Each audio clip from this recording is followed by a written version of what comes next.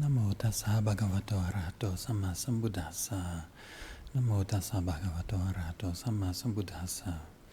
Namo tassa bhagavato arahato samma sambuddhassa. Aparutate sangamatassa dwara yeso tavanto pumchantu sadhante.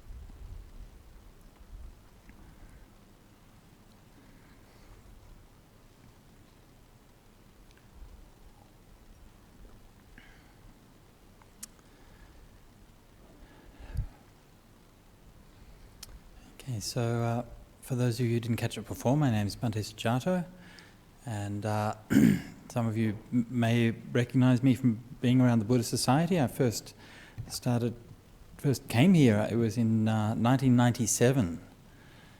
So anyone here been around the Buddhist Society since 1997, earlier?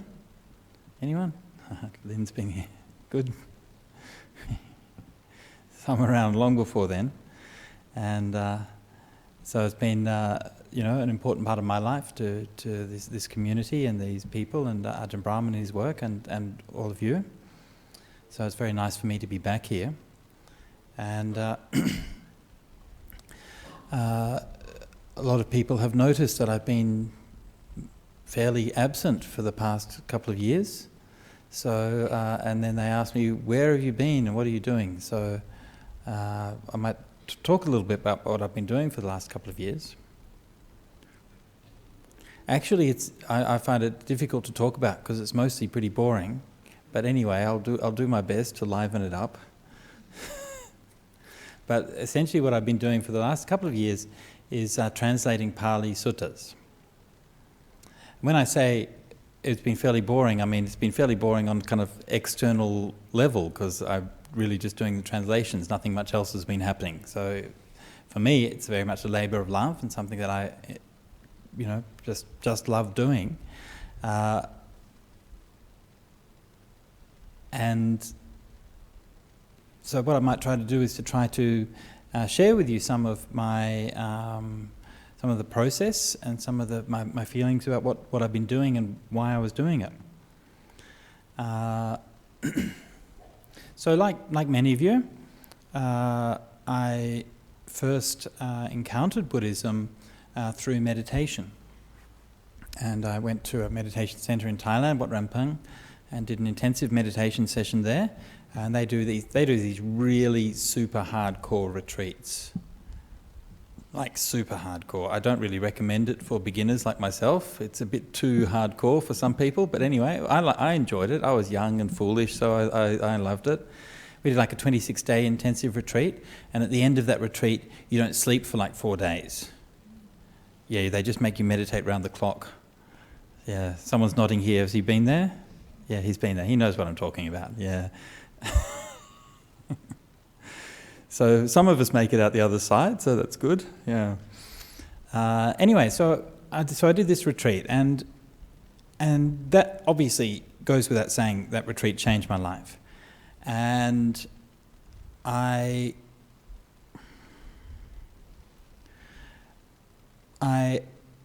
was like a moment. Many profound things happened to me during that retreat. And many different insights and experiences in meditation and so on.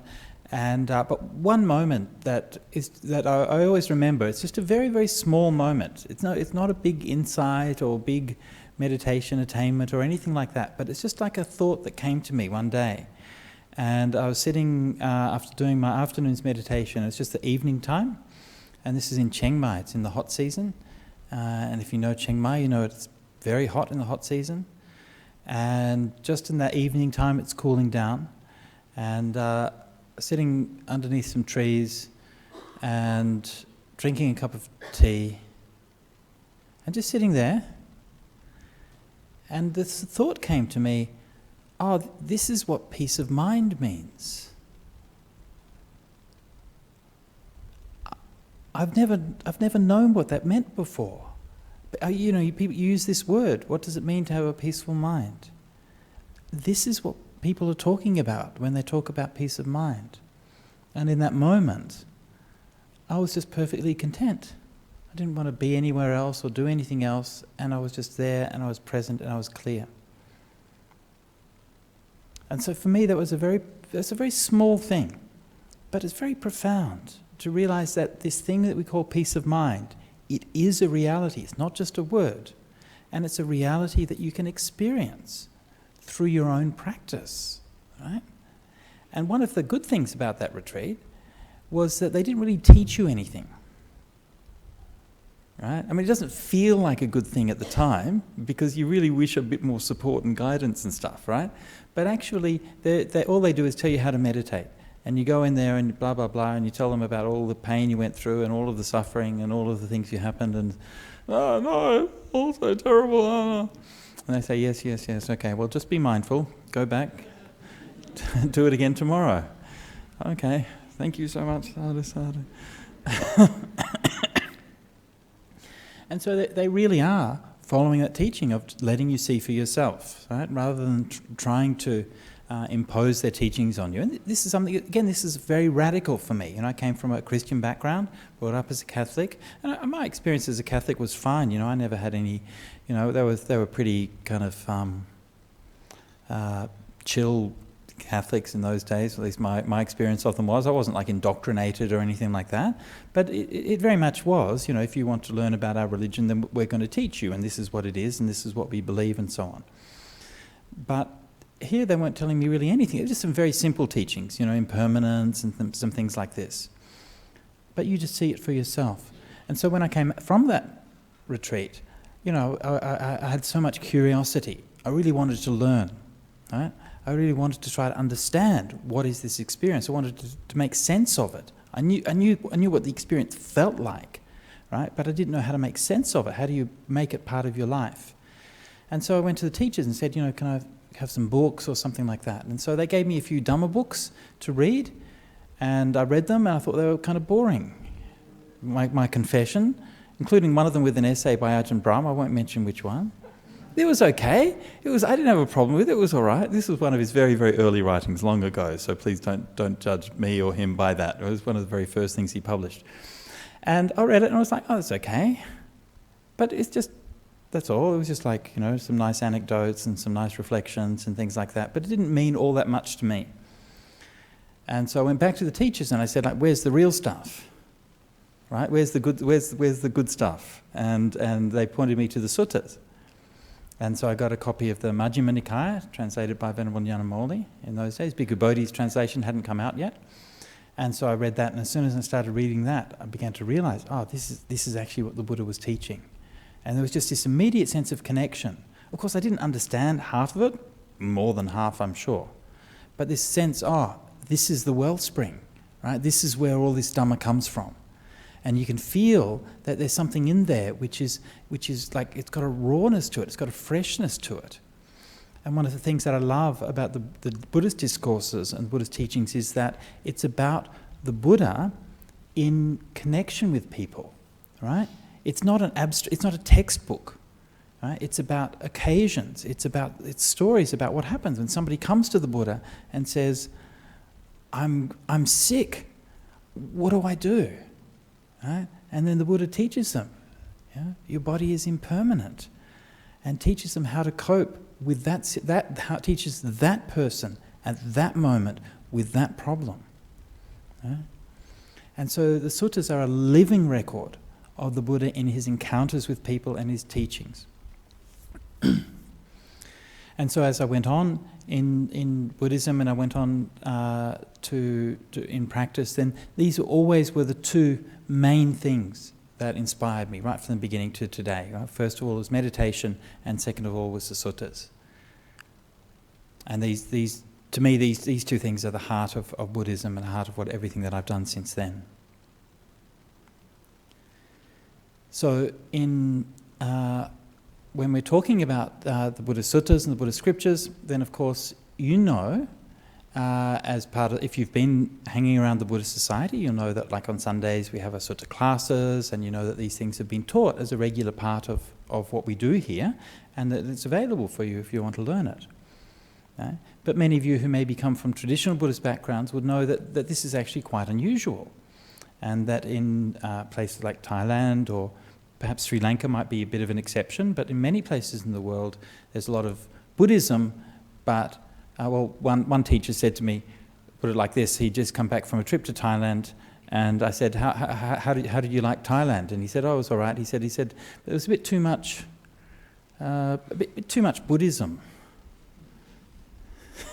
This is what one of the monks said to me, too much Buddhism in Thailand.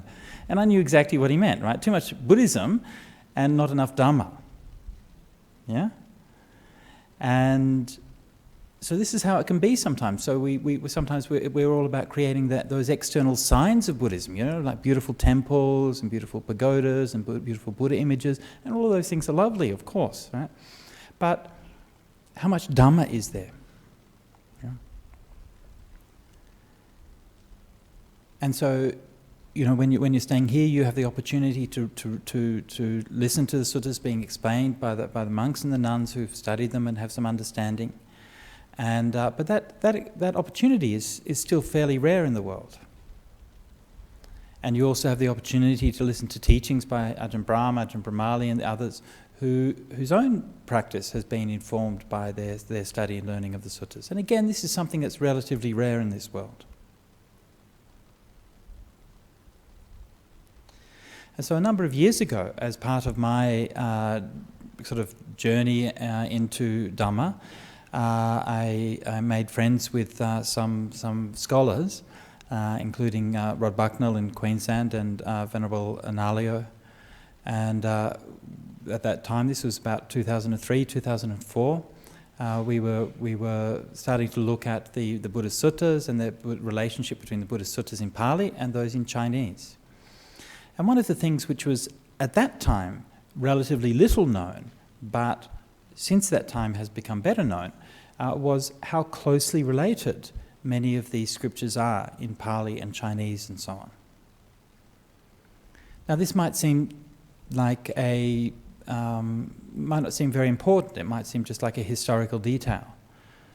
But for those of us who have an inquiring mind, for those of us who want to try to know what is the facts on the ground, this is something that's of real and crucial importance. Why? Because what it shows is that the Buddha taught in India, he taught in the Ganges Valley, okay, and he lived and died in India and in the Ganges Valley. And I'm sorry, I express my heartfelt apologies to my Sri Lankan friends. No, the Buddha didn't visit Sri Lanka. He didn't visit China, he didn't visit Thailand or Myanmar or any of these places. He lived and died in the Ganges Valley. And Dhamma was taken from there to all of these different places. Taken to Sri Lanka, taken to northwest of India, taken to the east, to Myanmar and to Thailand, and then taken through the trade routes to China, to Japan and so on, and then a little later to Tibet. And so that whole huge region of the world was reached by Buddhist monks, Buddhist travellers, Buddhist nuns, within a few hundred years after the Buddha passed away. And they brought with them these Buddhist scriptures. And so for more than 2,000 years, these traditions have been separated. Right? This is where it gets interesting. Right? So one set of scriptures has gone south to Sri Lanka, another one north to China. Yeah? And they've been separated for 2,000 years. And yet when we look at them, they are so very similar. And so this has been one of the great projects of Buddhist scholarship in the last few years and few decades, was to look at these scriptures and to look what are the similarities and what are the differences. And so of course, yes, there are things that are different. They're not identical in every word. But what we find is that the teachings, the phrases, the sayings of the Buddha, again and again and again, in thousands and thousands and thousands of cases, are the same, no matter if it's the Pali version, the Chinese version, the Sanskrit version, the Tibetan version. And the differences are usually very minor.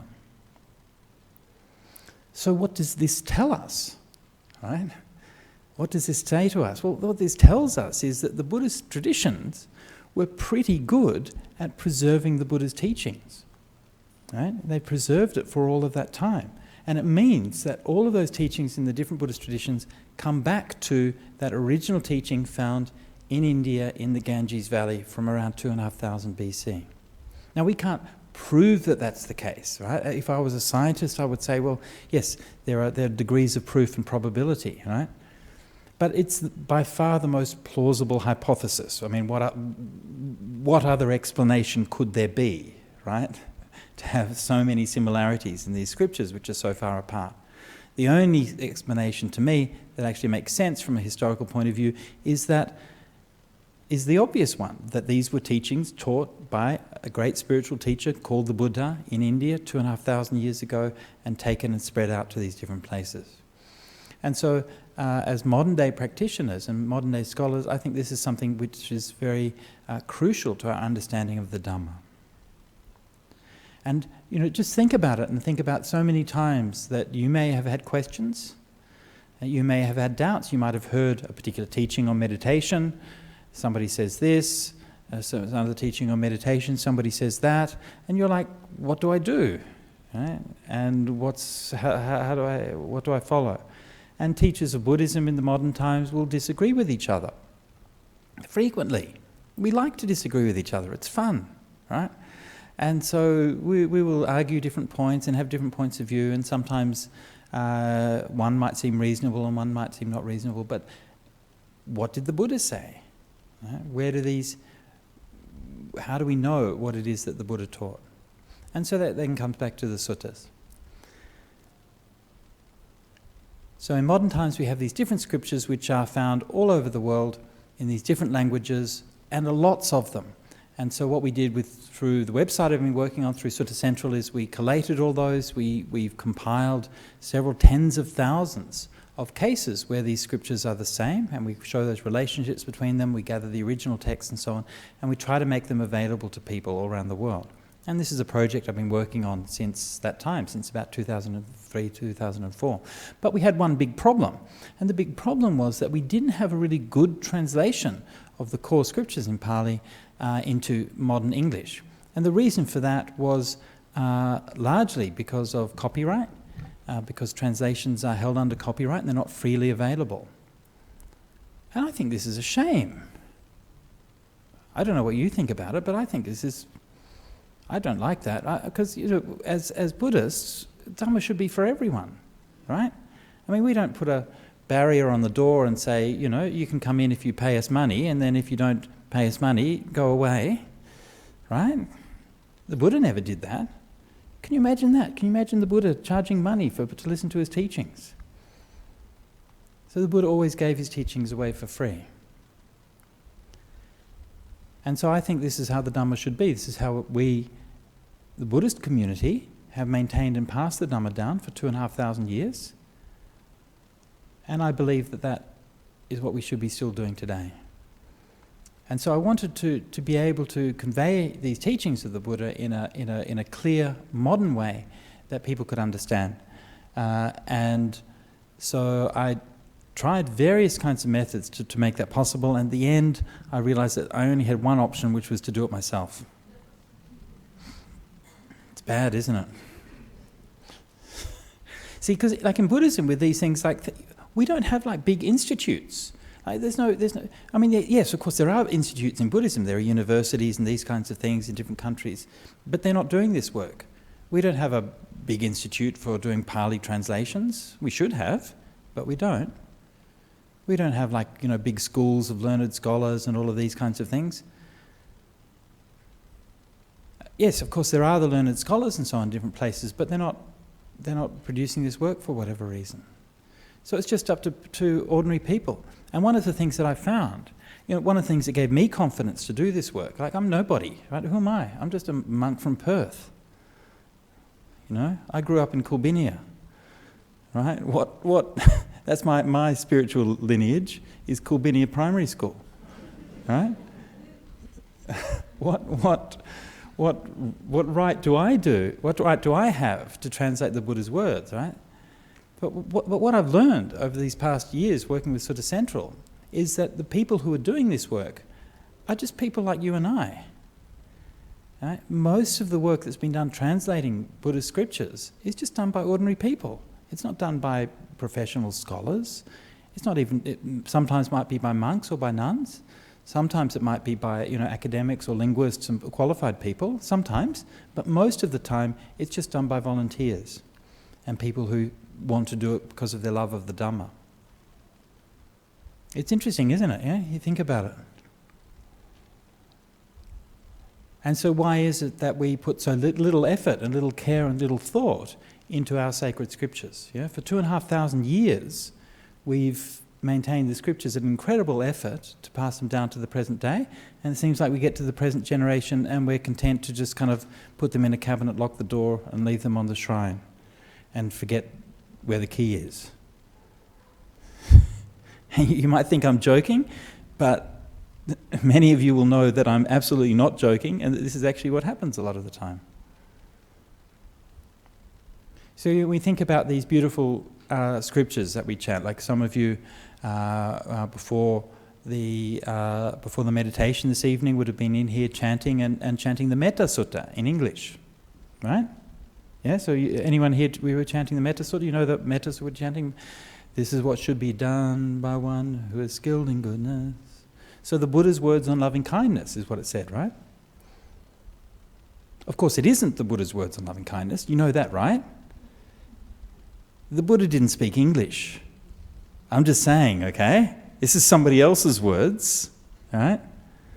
So it's a translation of the Meta Sutra, which is in Pali, but it's a translation.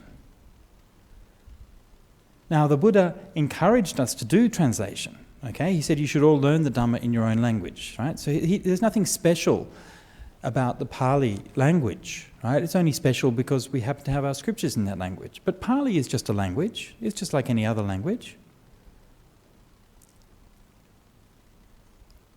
But we translate it into modern English. And of course that process is quite a fraught one, isn't it?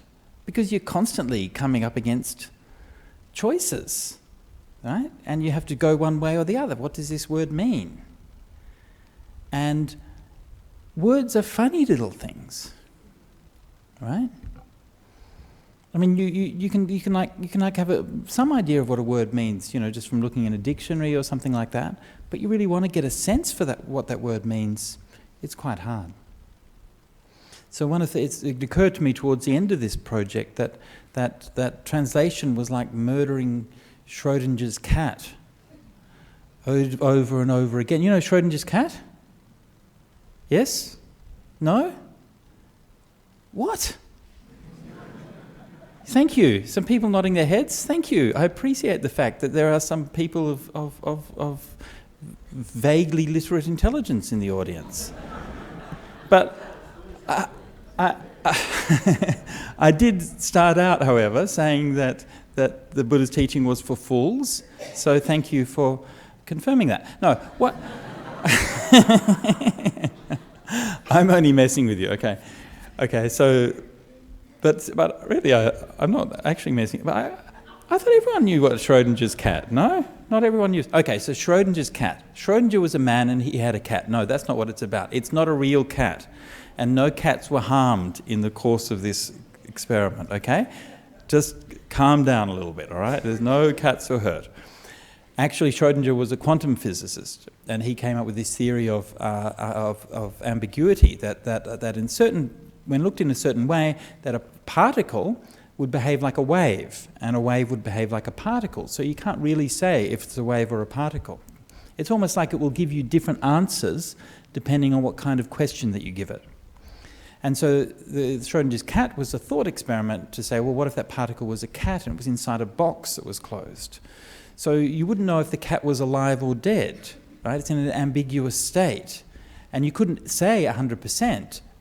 There's no valid answer to the question, is that cat alive or dead? And so it's like a thought experiment. Until, of course, you open up the box and then you see the dead cat there.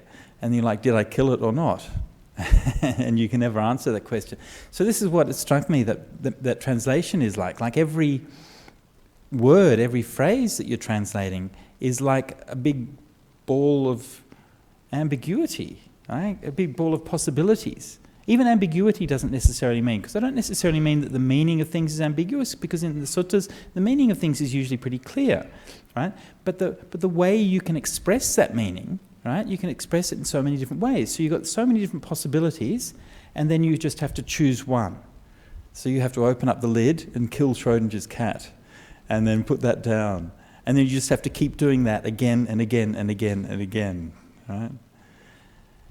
And so it's always a very unsatisfactory job, because you know that there's so much more possibility and potential in what you're translating, but you have to try to convey it in the best way that you can.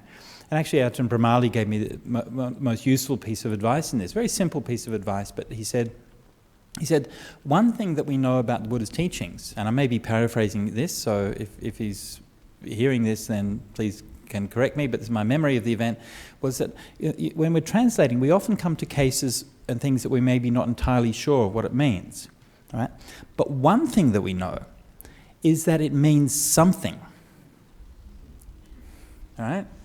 We know that the Buddha wasn't an idiot, right? When he spoke, he actually meant something. And it is very obvious from reading the suttas that the Buddha's purpose, his driving purpose, was to be clear.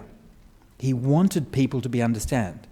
He wanted people to understand. Now, of course, in a few cases, maybe that's not entirely true. Like in a few cases, he might make a riddle, right, whose meaning was unclear, and get people to try to solve it, right? So yes, you find that kind of thing, and plays with words and these kinds of things from time to time. But for the most part, the Buddha was trying to be clear and was trying to express himself so that he could be understood. And so when we're translating, if we translate it in a way that's ambiguous or unclear, then we're definitely wrong, right? Because that's not what the Buddha wanted. He wanted it to be clear. So we should at least translate it in a way that's clear and meaningful. And if we get it wrong, that's okay. You're allowed to make mistakes, and we can correct those mistakes and make it better later on. So this is that was that advice that Ajahn Brahmali gave me, and that was something that I always remembered, and that I always sort of brought to my translation. The other thing which really influenced what I was doing was I did a little bit of research before I did the translation, and I came to know that the largest English-speaking country in the world today is China. Did you know that? There are more people in China that speak English than in the US. I mean, England doesn't even count, right? That's just like a little blip in the ocean somewhere. That's just like a far-flung dialect of the English language is what's spoken in England, right? Most English, statistically, mainstream English is Chinglish. All right? Mainstream English is Chinglish, and that's statistically. Now, maybe not in terms of the amount of people who speak it fluently or who speak it every day, right? Because a lot of people maybe speak it not that well, but still, it's a very interesting indication of those kinds of shifts. And when there are hundreds of millions of people in the world who speak English as a second language, right? Then we can't ignore them if we're writing in English, right? And so many of the characteristics of Chinglish and of English as what we call like plain English or simple English are things that we can see in the Pali texts themselves. And sometimes when those texts have been translated, so whoever's phone that is, thank you so much for reminding us of impermanence and uncertainty. I appreciate that very greatly for that lesson. Sadhu, sadhu, sadhu. Okay, and so in many cases, translations have been done more in very kind of formal language, and very kind of technical language, often translations done by linguists or by professors and people who are writing for this very kind of highfalutin language. And I had an interesting conversation when I was in Sri Lanka about this, talking about this with a monk. And we were discussing the translations, various different translations into Sinhala. And we were talking about the use of formalisms and formal pronouns. And when they translate into Sinhalese, then they use these very kind of elevated formal pronouns to refer to the Buddha. I think similar in Thai, they do a similar thing. And I said, well, but of course, in Pali, they don't do that. In Pali, they just use simple pronouns. So the word they use to refer to the Buddha, they just say Bhante, right? The same they use for any other monk. There's no kind of special formal pronoun for the Buddha or term of address. And this monk said, yes, of course, you're right. Of course the Pali is like that. It's very simple and very down to earth. But we can't translate it into Sinhala like that. We have to make it fancy. Right? So that was very interesting to hear that kind of approach. So of course, as an Australian, I don't have that problem. So I can just do, we don't care about using fancy language in Australia. Right? So I could do a nice Australian translation, right? And okay, don't worry, right? It's not an Oka translation, okay? It's not like the Buddha said to the monks, "G'day mates, how's it going?" I didn't do that. I think probably somebody should do that, but I didn't do that, okay? But I did try to bring that kind of ethos of trying to make it plain spoken, trying to make it direct, and try to make it something that anybody could understand without too much difficulty. Of course, there's many things in the Dhamma that are hard to understand because they're subtle topics. They're difficult to understand, right? So it's not a matter of saying you have to sort of dumb everything down, but just a matter of saying don't make it harder than it needs to be. So these were some of the considerations that I had when I was going to do this translation. And so, of course, it's kind of a crazy thing, right, to go, because there's a million words that I wanted to translate, a million words in Pali, the 4 Nikayas that I just translated. It's a lot, right? If you started counting them, you'd just be there for ages, yeah? 1 million words. And in the past, when translators have done that, like Bhikkhu Bodhi done his excellent translations, and he usually took about a decade to translate one Nikaya, and so I did all 4 Nikayas in 2 years. So how did I do that? Sorry?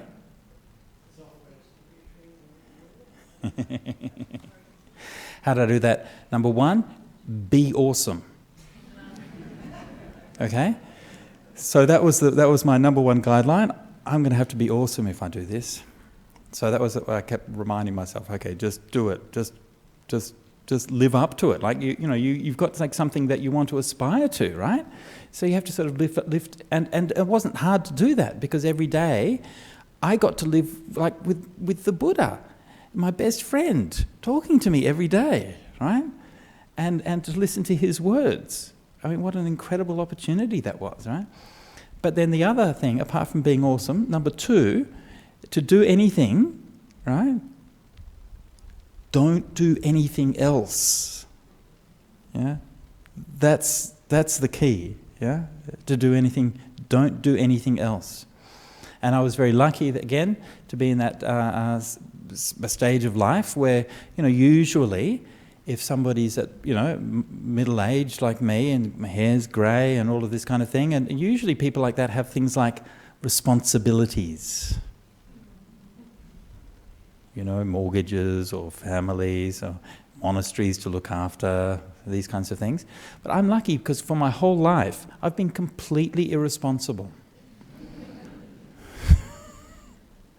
And even if I've taken up responsibilities for a while, then I say, oh, okay, I'll just walk away and just leave it behind. And I've tried to do it in a somewhat sane kind of manner. But I am conscious of that, in my life that as a monk, I don't have stuff. I've got my bag. You can see my bag here, and I showed people this. You get it? Thanks. Sorry, I'm a bit trapped by this stool thing. But I'm quite conscious that when I travel around, when I came here, I'm going to Sydney on Monday, and all my possessions fit in this bag. Right? That's it. Right? So I'm more than 50 years old. And all my possessions fit into that bag, including my laptop. I made sure I got a bag that was big enough to put my laptop into it. The essential monk's requisites: bowl, 3 robes, laptop. So I like to show this to people. It's not that I want to kind of show off or anything like that, but I just want to say this is the life we lead as monks. This is what renunciation really means. And of course, it goes without saying, I can only do that because of you guys, right? I can only do that because I know that tomorrow morning somebody will be along to offer breakfast, right? And because we're supported by so many people, and I can come to a place like this and I can stay the night. And there are so many generous and kind people who are going to help us. I know that. But for myself, as a renunciate, I just try to live as simply as I can. And so I was able to let go of all of those things and just go to the island, just take that bag with me and stay there 2.5 years and just do that one thing. As well as doing the translation, we were also building the website for it. We have developers and so on to do that. So I was kind of guiding that project as well. But that was the only things that I was doing.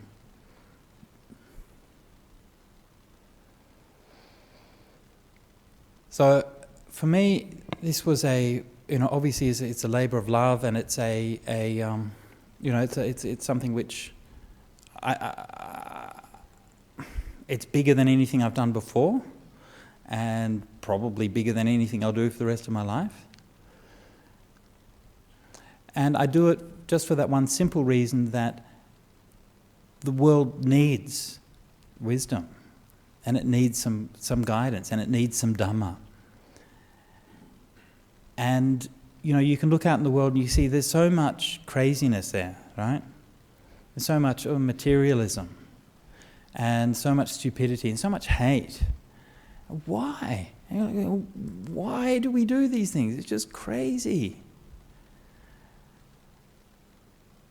And, those of you who know me will know that I'm a monk who's been involved in, various kinds of social work and so on, as well as being a meditation monk and a teacher. But I've been involved in, trying to make the world a better place, I guess, which if I can use my voice as a monk to do that on various kinds of issues, like especially climate change is one that I find very disturbing and very challenging for myself. And I look at this world that we're creating, and I look at how much people are investing in material things, and how blithely we seem to be just driving our economy and driving our choices further and further and creating more damage to the environment. And, we live in a world that's so crazy now. People think that a sane solution to our problems is to settle on Mars. That's thinkable, right? That's a thinkable solution to our problems, is to colonize Mars, right? But to consume less, that's not thinkable. That's too hard. Colonizing Mars, yes, we can grapple with that as a problem, but getting people to actually buy less stuff and to create a world that doesn't depend on just buying more stuff over and over and over again, that's not even thinkable. Does anybody even have a possibility of how we're going to achieve this? And so I don't know, I don't have the answers to these things, but I know that these things were spoken of by the Buddha so many years ago, and that wisdom is there. The Buddha spoke about climate change 2,500 years ago. These things are not new. The Buddha spoke about climate change. The world is impermanent, the climate is impermanent. There will come a time when this planet is not livable by humans. It will become a desert. Yeah? The Buddha spoke about this. And he didn't just say that these things will happen as part of a natural cycle. He said that these things happen because of human greed. And that basic idea behind climate change, that human activity, farming, cutting down nature, damaging the environment, these things change the world that we live in. And this is a fundamental teaching of Buddhism, the teaching of interdependence, the teaching that who I am depends on who you are. The teaching that as we sit here in this room, right, the Buddha talked about the different elements, the 4 elements. Right? You think about the air element. Right? You breathe in, when you meditate, you breathe in the air element. The external air becomes internal, it becomes part of you, part of who you are. And that internal air that you have breathed in, you breathe out. It becomes part of the environment. Right? The environment is not something that's separate for us. This is not an abstract theory or philosophy. It's the reality that you are living with every breath. And with every breath, we are breathing in each other's air. Right? The air that you breathe in your next breath has molecules from all the different people in this room. That's kind of creepy, isn't it? when you think about it. But it's true, right? We like to think of ourselves as sealed off from the world, like our skin sort of separates us. But it doesn't really. It's just partially separates us. It's porous. So we are breathing in that air and breathing it out, right? And not to be a Debbie Downer or anything, but when you breathe in air, you take out the oxygen and you breathe out CO2. You are causing climate change right now. Every time you breathe out, you are destroying the world. All right? Yeah? So what do you do? Well, breath meditation is good, because when you do breath meditation, your breath becomes very still. You breathe in less and breathe out less, okay? You're contributing less to climate change. The more that you do breath meditation, the less you're contributing to climate change, right? So if you want a way to help, that's a really good way to help. Yeah? But these teachings that the Buddha gave are teachings about knowing who we are, knowing what are the choices that we make, knowing that our happiness doesn't depend on how much stuff we have, right? I mean, this is what the bumper sticker says, whoever dies with most toys wins, right? And that's how we live. We can just build bigger houses and have more stuff, and that's winning, right? But we know that isn't where true happiness comes from. You know that, yeah? And even on a very simple level, we can see that actually real happiness comes from our family, our friends, the people around us, and community. Right? Of course, we need physical enough, right? We need enough to eat. We need water, and there are plenty of people who don't have those things, and we need to help them to have enough of those things. But just having enough to eat and having something to drink and a place to sleep, that isn't happiness by itself. Here in Perth, and in developed countries, most of us, we have enough of those things most of the time. That's not our problem. Our problem, we keep on wanting more. We're wanting more and more and more, and that's craving. And that whole thing that's driving our materialist society, it's just craving. It's just the second noble truth, the cause of suffering. Yeah? This is what the Buddha was pointing to again and again and again and again. Craving is what causes suffering. And that's kind of depressing. Why? Because, we've all got so much craving, right? I remember once many years ago, I saw a book, one of these kind of coffee table books, and it was called like The Great Thoughts of Mankind, something like that. And I said, I wonder what they've got from the Buddha. I wonder if the Buddha made it into the Great Thoughts of Mankind. So I opened it up to the entry of the Buddha, and it had the Buddha's two great thoughts were, there is suffering and there is an origin of suffering. That's it. Two noble truths. So I was like, okay, that's kind of mediocre thoughts. That by itself doesn't qualify as great thoughts. But the Buddha actually had four noble truths. Suffering, that's what we live in. The origin of suffering is our craving. Right? The ending of suffering comes when we let go of craving. That is really empowering. Right? Just stop and think about that for a minute. Like these truths, these Buddhist truths that we hear so often. Sometimes we can become inured to them, we can forget. But this is what the Buddha was teaching again and again. We can let go of craving and think about what that means. It means you can want something, you can recognize that I want that thing, and then you can just let go of it. And you'll be perfectly happy, and you don't need to get that thing.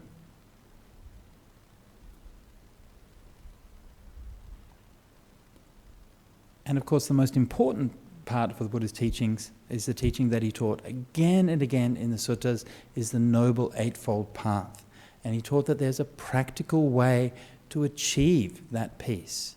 And this is what's really crucial. And the other good news is the Eightfold Path makes sense. Okay? There's no kind of hidden mystical teaching, okay? There's no kind of woo-woo thing that we have to do, okay? We don't have to bow our heads to the sacred monkeys or anything like that, okay? It's just simple, straightforward things the Buddha taught. First of all, right view, right? So right view is nothing complicated about right view. Right view just means, how do we see the world? How do we look at the world, right? You're developing your right view simply by coming to this talk, right? By listening to Dhamma, reflecting on it, discussing it with your friends, right? That's how you develop right view, right thought or right intention, right? Loving kindness, right? Letting go, generosity. Yeah? There's nothing mysterious about it and nothing too hard. It's something that you can try a little bit by little bit every day. You can try to be a little kinder. You can try to be a little bit more generous, right? You can try to be a little bit less greedy. And the more you try to do that, the more you reinforce those tendencies in your mind. So this is a very empowering teaching. I don't have to do it for you. Remember, the Buddha said he's only pointing the way. Right? You can do it. Right? Right speech. Again, quite straightforward. Not necessarily, when I say these things are straightforward, I don't mean that they're easy to do, right? But you can understand them. You can understand why it's important. Why is it important? Right speech, to not lie, to not be aggressive and abuse people. You see, obviously this causes so much suffering, right? Right action, not killing, not stealing, sexual misconduct, avoiding sexual misconduct. Right livelihood. Right effort, right? Means making an effort in your practice, in your meditation. Right mindfulness, yeah? Being aware in the present, doing your meditation and so on. And right samadhi is peace of mind, stillness of mind. So these are all of the factors of the Eightfold Path. And that's enough, right? You can go home after this and you never have to go to another Buddhist teaching again in your life, if you want to. Right? You can just practice that and that's good enough. You can come along to listen to talks if you enjoy it and it gives you inspiration and these kinds of things. But actually, that's what the teaching is. We recognize that we're in this world which is unsatisfactory, which is suffering, that we give rise to that suffering because of our own craving and attachments, that we can let go of those attachments, and the Eightfold Path is the path to be able to let go of that. And these are the Four Noble Truths, the truths that the Buddha spoke about again and again and again and again. And it's astonishing. I mean, just pause and reflect and think about how incredible it is that a teaching so simple, so powerful, was taught in India 2,500 years ago. And that it was maintained for all that time through the incredible effort and devotion and faith of the Buddhist traditions. Right? Buddhist people like you and me, right? In Sri Lanka, in India, in Myanmar, in Thailand, in Cambodia, in Vietnam, in Tibet, in China, Japan, Korea, in all of these countries who gave a little or gave a lot to be able to preserve the Dhamma and bring it down for us. Yeah? And so that we can now see it. And for the first time, with the internet and through something like Sutta Central, we can present that across the world. And so we now have the Dhamma not just in English, but also we have it in more than 40 languages. And we mentioned before about the Meta Sutra, and we do listen to the Meta Sutra in translation and chant it in that beautiful translation. And a friend of ours in Sri Lanka, an Egyptian monk, has recently translated the Meta Sutra into Arabic. So this, I believe, is the first time that we've published an Arabic sutta in modern days. So that's, to me, that's very beautiful. And this is what we want to do, is to bring the Dhamma to more and more people in the world. And not just people. The most recent translation we published on Sutta Central was a translation of the Meta Sutra into Sindarin. I'm just looking for signs of recognition here. No, everyone's failed the Tolkien geek test. Sindarin is the language of the elves in The Lord of the Rings. I mean, to people, first Schrodinger's cat and now elven languages. I mean, seriously? So the language of the elves in The Lord of the Rings is Sindarin, and we now have the Meta Sutta in Sindarin. So any elves among you, you can read it in your native tongue. So that's very beautiful. We're looking for somebody to do a Klingon translation next. If anybody knows Klingon, then just get in touch with us. I mean, those Klingons, they really need some bit of metta, yeah. So this is good. Anyway, so if you want to read it in Sindarin, you can go to Sutta Central and read it there in Sindarin. Or in English as well, also. So this is what we want to do, is to bring these teachings, and for the first time we can take them all around the world. And so that's what I wanted to say for now on what we've been doing and our work with Sutta Central and the meaning of it. And I just wanted to once more just express my gratitude to the Buddhist Society for supporting me through the years, and for also many people within the Buddhist Society who've contributed to Sutta Central, so I give you my thanks for that. And we have worked hard, and there's been a strong team of volunteers and supporters and workers around the world who have really done some amazing work, and so I'm very proud of what we've done. And so hopefully that if you're interested to follow up and to learn something about the Buddha's words, then please have a look at Sutta Central and see what the Buddha was teaching all of those years ago. Okay, so that's my talk for this evening, and I believe now we have time for some questions. Is that right? Sadhu, sadhu, sadhu. Very good. Prem. Ajahn, could you also explain where to next, your idea of what happens next now that you have translated to English, simple English, as well as many other. Sorry, Prem, can you speak many up a other little bit? languages? What is next? What is next? Yep. Next is what comes after this.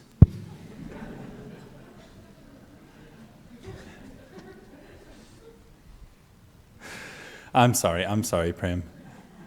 I couldn't resist. So for the site, for Sutta Central, so what we've done is we've set it up to support further translations. So translations into third languages. So we have the Pali and English, and then translations into different languages. So Indonesian, Finnish, Swahili, and so on. So we're going to support a new generation of translations in those different languages. So this is one of the things we'll be focusing on in the coming months. Yeah. So if anybody's interested to help out with that, then please get in touch with us. Yeah. Thank you. Yeah. Do you need a dictionary?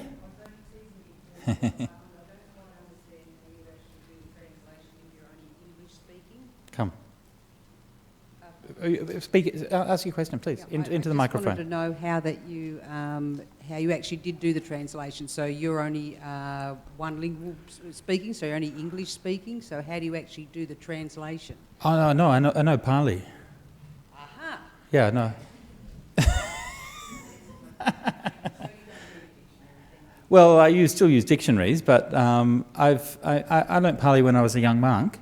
And so I've known Pali for the last 20 years or so, and have done a lot of work in the field and a lot of translations, and taught Pali classes and all of those kinds of things.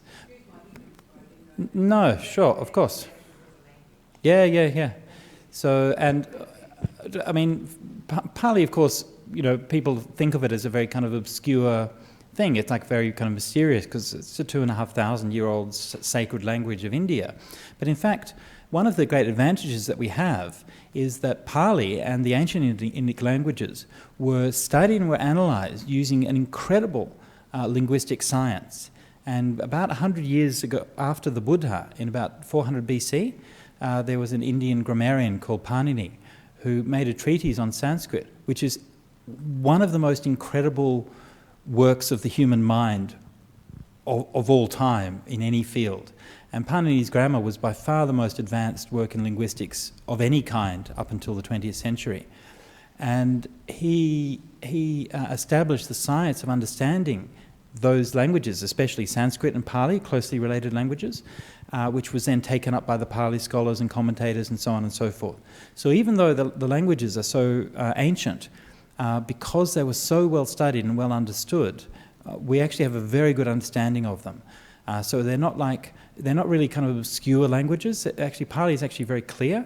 And of course there are obscurities and there are difficulties, but on the whole, it's a very well understood language. And the study of Pali has been maintained also as a living tradition through the Theravada tradition. So it's quite a normal thing, especially for monks and nuns, but also for lay people. I think in the old days in Sri Lanka, you'd always learn some Pali at school. Do they do it today still, I think? Not sure if they still do it today, but certainly that was the normal thing that you'd learn the basics of Pali while still at school. So that the thing with translation is that the 10% of the work is your source language.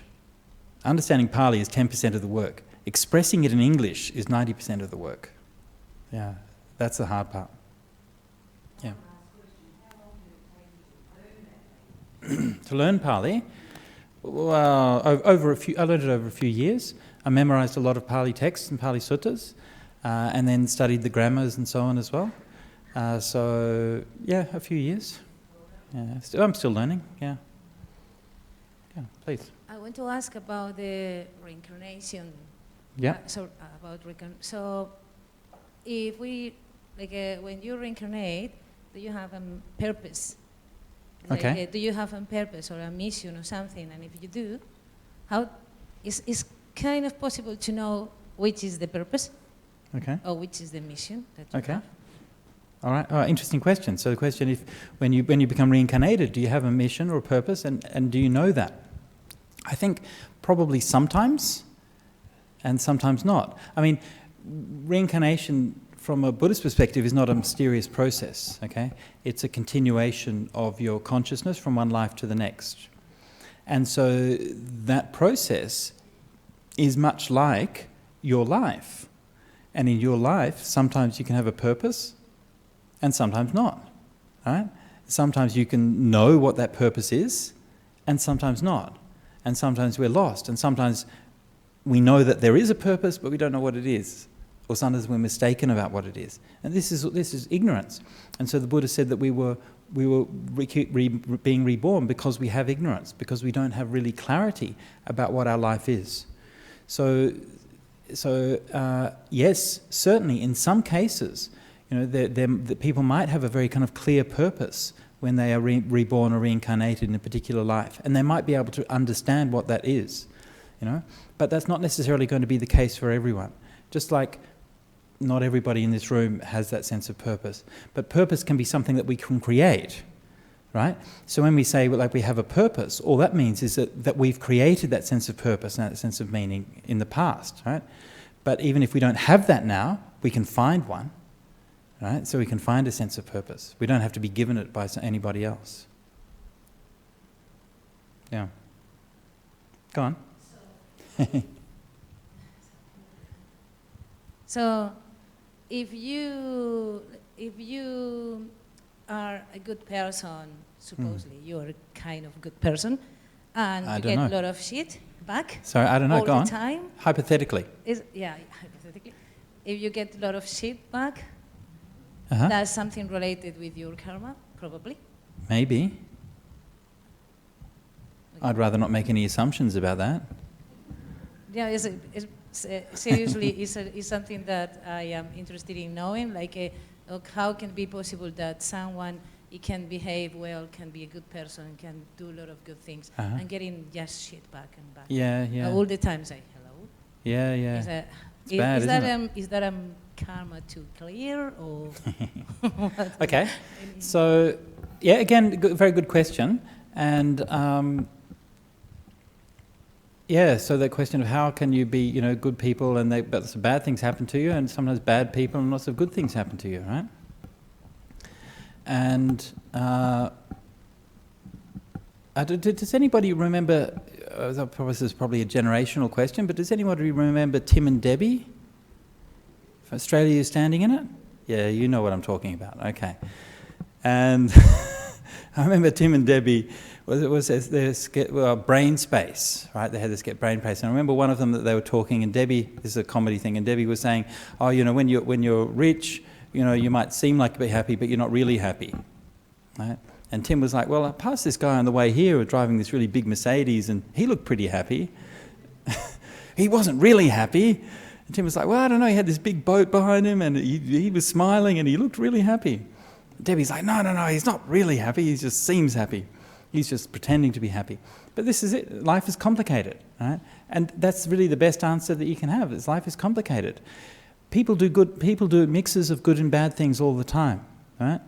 And so the thing about karma, right, is that karma doesn't determine everything, okay? Karma is just one thing among many, all right? And so the world isn't suddenly just magically determined into place by karma. I mean, just you think about it, right? some of the people here have iPhones, right? Right? So people have iPhones, right? Do you have an iPhone because of your past karma?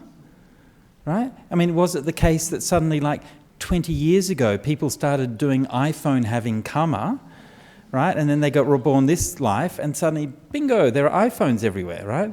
And sort of mysteriously, no one for the past 2,000 years has ever done iPhone having karma, so then that's why there weren't any iPhones, right? I mean, it's crazy when you think about it. Of course not.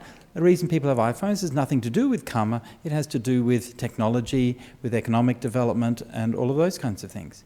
So these are things that are independent of your karma and your choices, right? And so karma is one of those things which will influence your life and influence your choices, right? And one of those, allow me to rephrase. The choices that we make are one of those things that will influence the outcomes that we have in our life. But the choices that we make, that is to say, the karma that we make, right? Karma means choice, right?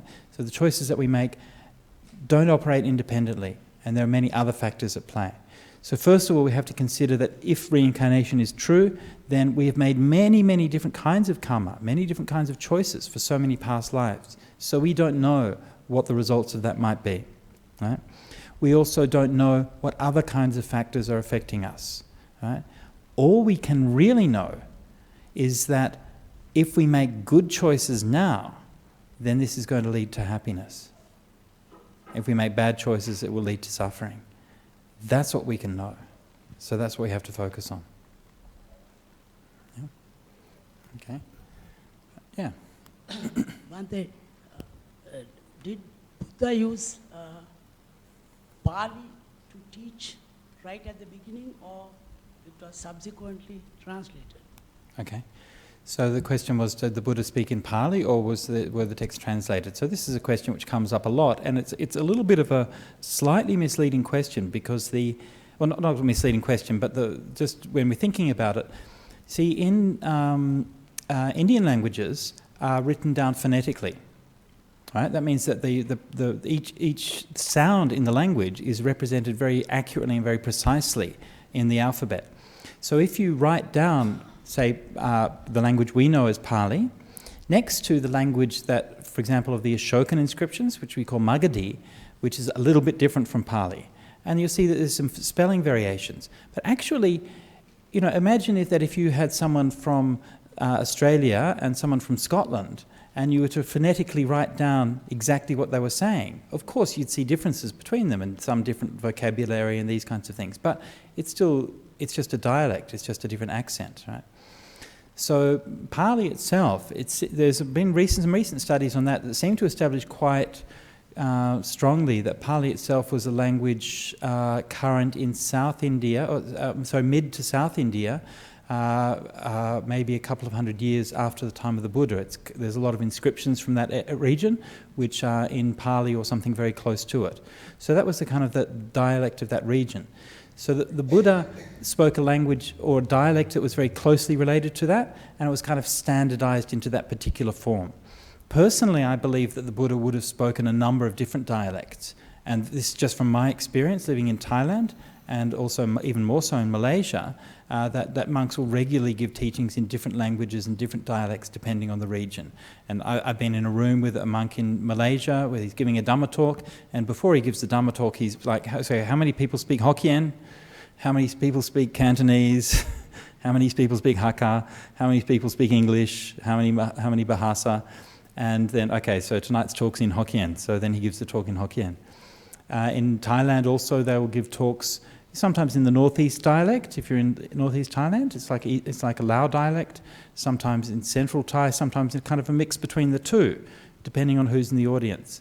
So I think that the Buddha, as he travelled, would have probably spoken in, adjusted his local dialect depending on the area. I mean, to be honest, we all do that all the time anyway, right? I mean, if I'm an Australian, if I'm talking to other Australians, then I'll have more of an Australian accent, right? And so it's just natural. So I think the Buddha's own dialect would have varied to some degree, but later on it became standardized in a particular form. And so the form that we have is in the Pali language. But the important thing to know is that it doesn't really affect anything. Right? It's just like the details of pronunciation and so on, but the actual words are the same and have the same meaning. Yeah. Okay, so, yeah. Please. When you translate, are you translating more to the meaning of a sentence rather than the individual words? Yes, so definitely translating the meaning of a sentence rather than the individual words, yeah. Again, this is something I think that translators know, that meaning doesn't lie in words so much as in sentences or utterances and phrases. So, we try to express it as well as we can. And to me, a literal translation, if I have to translate literally, like word by word, then that's a failure.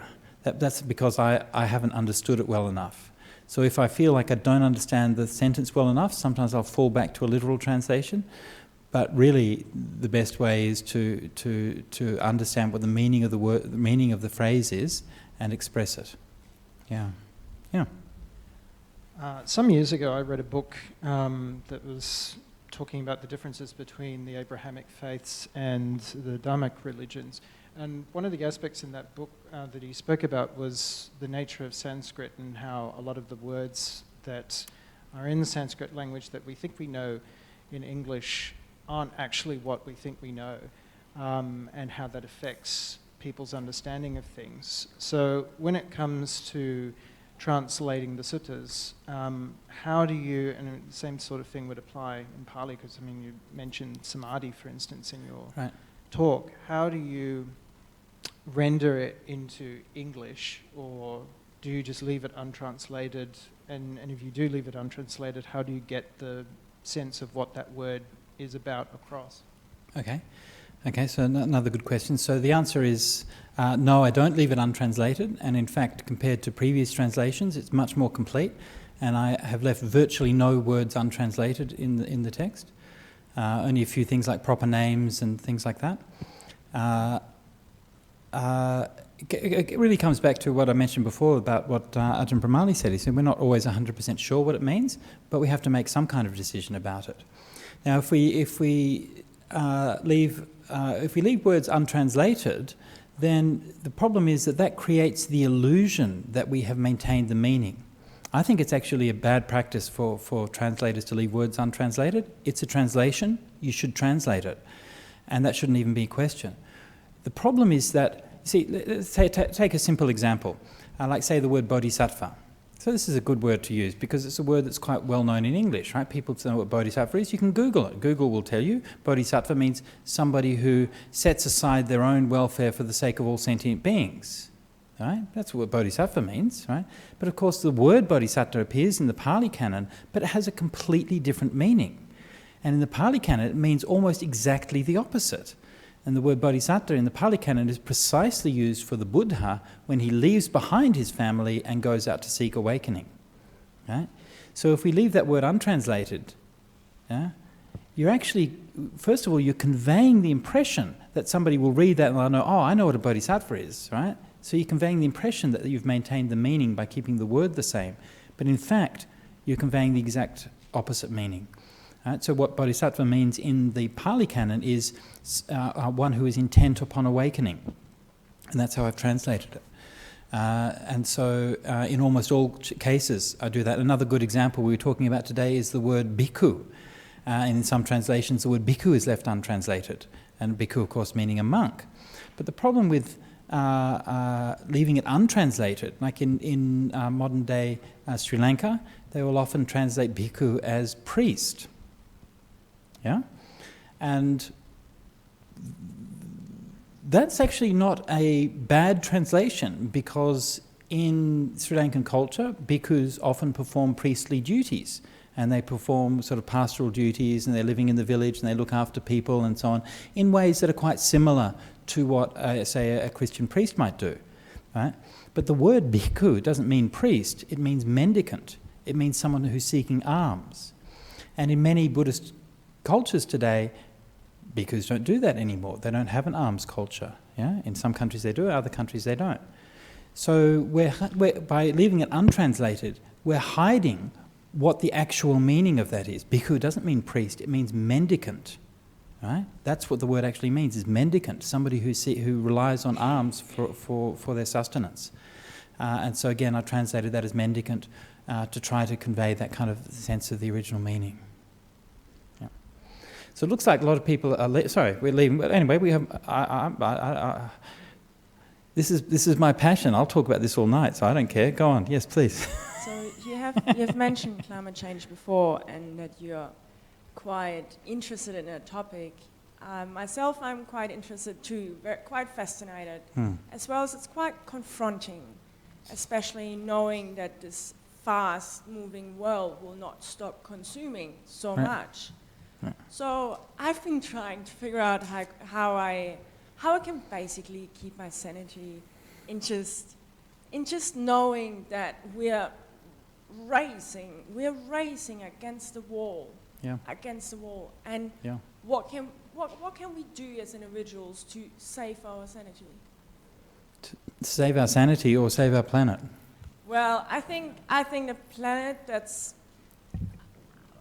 I think the turning points have been already in the past, and there are minor turning points we can do, or minor things we can do right now. This is my opinion and the research I've done so far, and.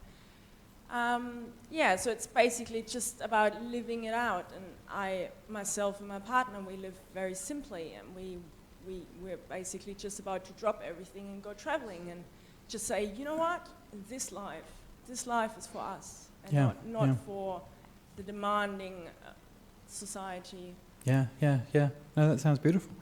I asked that question about saving yourself or saving your planet because I think this is one of the things that I've grappled with, because I've been involved in the environmental movement since about 1985. Okay, and I was just remembering that the other day. I helped organise my first environmental conference in 1985, and we had a panel on vegetarianism.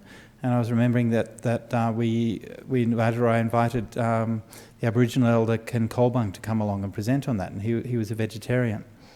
And so that was all those years ago.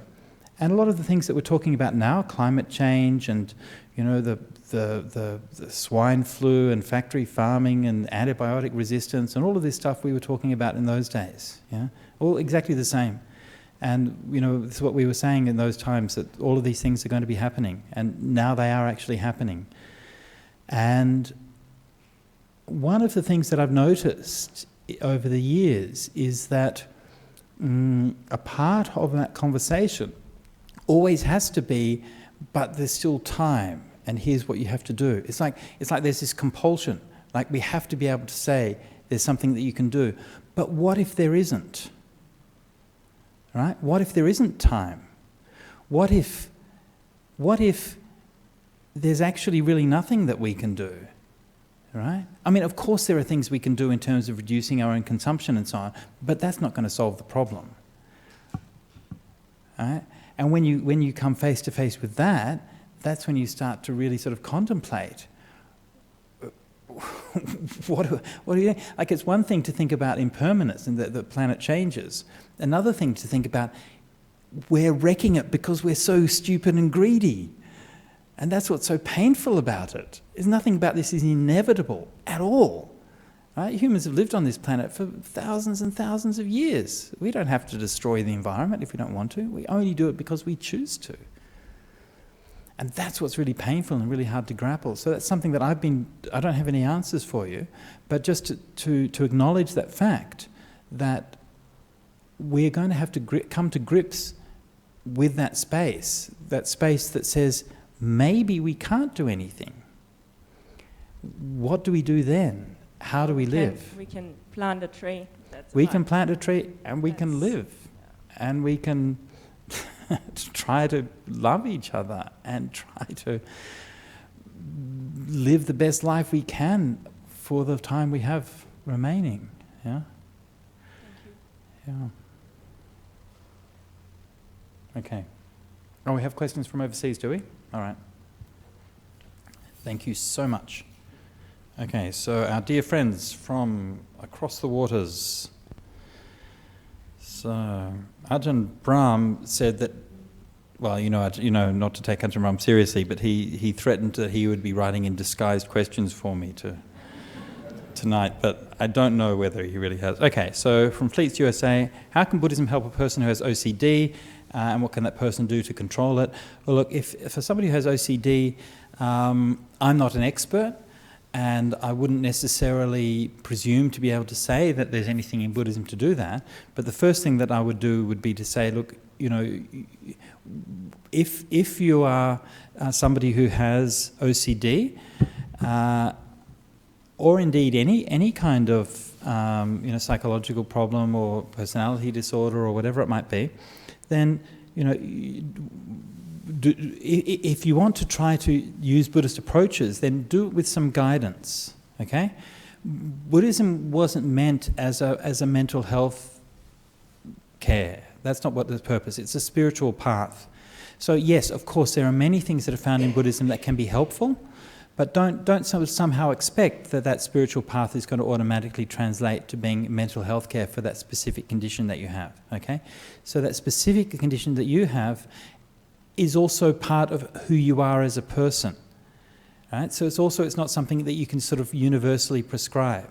So when I'm speaking, and this happens to me a lot, and I have helped to put together and run courses on Buddhism and psychotherapy, and talking about lots of different kind of conditions and approaches and these kinds of things. And the first thing that I would say is that you need to talk in detail and closely with somebody who has experience with that particular condition, who can also listen to who you are as a person and can work with you in what practices might be useful. Maybe mindfulness practices would be useful, maybe meditation would be useful, but I would really urge you, if at all possible, to work closely together with somebody who has some experience and can help to guide you on that path, because otherwise it's easy to get lost or to get frustrated and if you don't really understand what these practices are for. Okay, so the question here from Waikit in Malaysia, I was wondering about the differences between Theravadan and Mahayana scriptures. Is it really different or generally the same thing in different language?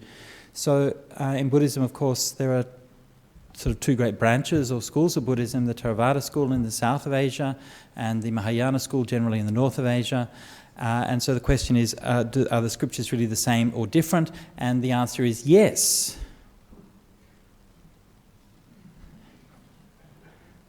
They are both the same and different, okay, because scriptures are very big. Some parts of them are the same and other parts of them are different, okay. So those scriptures that I've been talking about, the four Nikayas and the Pali Suttas, these ones are found in very, very similar form in the Chinese canon, and also significant parts of them also in Tibetan and so on. So these are something which is shared among all of the traditions and which all of the different traditions hark back to. But in addition to that, each of the traditions has its own literature which is sort of unique to that particular tradition. And so in the Mahayana schools, they have the Mahayana Sutras and many different treaties and so on. And in Theravadan, they have the Abhidhamma and other treaties like Visuddhimagga and commentaries and these kinds of things. So there are some which are the same and then others which are different. But all of those scriptures which are different, remember, these are things which build on the teachings found in the early suttas. Okay, so even if you look at the great Mahayana masters like Asanga, Nagarjuna, Vasubandhu, then they were all extremely well versed in the early suttas, and they refer to them frequently, and they clearly were very deeply learned in the teachings found in the early suttas. So these are the foundations upon which all of the later literature of the traditions is being built. So if you want to understand that later literature, you have to understand the suttas first. Anyway, next one from Vienna. Hello Vienna, how are you going? Okay, why is it that there is such a thing as a holy scripture in Buddhism if we are supposed to realize all the truths ourselves? It seems to me more like a burden. I am so sorry. I don't want to make a burden for you. If it's a burden, then put it down and be happy, okay? So don't think of it as a burden. Think of it as a good friend, okay? The Buddha just wanted to help you ease your suffering. That's all. So according to Buddhism and the Buddhist theory, that there are two causes for the arising of right view and right understanding. Number one is the voice of another, and number two is one's own inner reflection. So listening to the voice of another, the wise words of another, it's not something that should be a burden for you. It's something which should be a joy for you. It should be a joy to know that there are these teachings which come from the truth. Of course, we were meant to. That truth is not. It's not like a final truth or an ultimate truth. It's a guide. It's pointing us in that right direction. You know, when I was thinking about doing translation, it occurred to me that there are two different kinds of translation that you can do, right? So, of two different kinds of text. So one might be like translating Shakespeare, and the other one is like translating washing machine instructions. Okay? Now, if I'm translating Shakespeare, I have to capture the poetry of it, right? I have to capture the wordplay, the flavour of it, yeah? And so it's about creating that experience where when you listen to it, you laugh at the right bits, that you're moved with the right bits and all of those things. And there's a quality of aesthetic joy and beauty which comes simply from that translation. Now, if I'm translating washing machine instructions, I don't care about any of those things. All I care about is, can somebody actually use the washing machine, right? And whether it's a literal translation, whether you get every detail right and all of that doesn't matter. What matters is, can someone read that and work the washing machine, right? And translating the Buddhist suttas is more like washing machine instructions than it is like Shakespeare. Right? I'm not saying it's entirely devoid of those literary qualities and so on, but I'm saying the main point of the Buddhist suttas is to get you to practice. It's to get you to let go of suffering. And as long as you can let go of suffering, that's the point. Yeah? You end up with a clean clothes, right? Or a clean mind. That's what the Buddhist suttas is about. Right? So don't think of them as being something that's a burden. Think of it something as a good friend who you can cultivate and get to know, and who can be there for you in times of trouble, who can give you wise words when you're confused, and who can be solace for you when you're experiencing loss. And when we think about this in that way, then it shouldn't be a burden for us. Okay. So I think that's all we have time for this evening. If you want to hear some more about the suttas, I'll be going in a bit more detail on Sunday during the sutta class, so you're most welcome to come for that. And meanwhile, I think we should finish by paying respects to the Triple Gem.